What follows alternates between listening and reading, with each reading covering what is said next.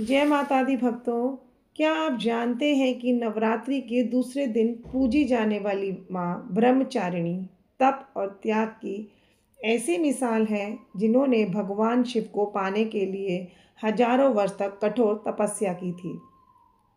उनकी भक्ति और शक्ति की यह अद्भुत कथा हर भक्त के जीवन में धैर्य, तपस्या और विश्वास की प्रेरणा देती है। नवरात्रि का दूसरा दिन माँ ब्रह्मचारिणी को समर्पित होता है। ब्रह्म का अर्थ है तपस्या और चारिणी का अर्थ है आचरण करने वाली, यानी जो तप और साधना के मार्ग पर चलने वाली देवी है, वही माँ ब्रह्मचारिणी है। माँ ब्रह्मचारिणी माता पार्वती का ही एक रूप है। जब उन्होंने भगवान शिव को अपना पति के रूप में मानने का संकल्प लिया, तब उन्होंने कठोर तपस्या शुरू की।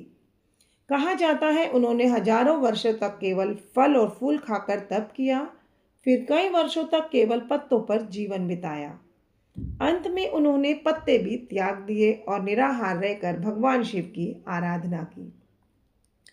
माँ की यह तपस्या इतनी कठोर थी और दिव्य थी कि देवता, ऋषि और समस्त ब्रह्मांड उनकी साधना से प्रभावित हो गए।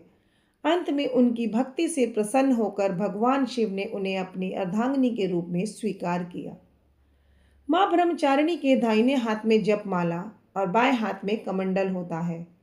यह रूप साधना, संयम और ज्ञान का प्रतीक माना जाता है। उनकी उपासना करने से व्यक्ति के जीवन में धैर्य, आत्मविश्वास और सकारात्मक ऊर्जा का संचार होता है। नवरात्रि के दूसरे दिन भक्त माँ ब्रह्मचारिणी की पूजा कर कर अपने जीवन में शक्ति, ज्ञान और तप की भावना प्राप्त करते हैं। ऐसा माना जाता है कि जो भक्त सच्चे मन से माँ ब्रह्मचारिणी की आराधना करता है, उसके सभी कष्ट दूर होते हैं और जीवन में सफलता के मार्ग खुल जाते हैं।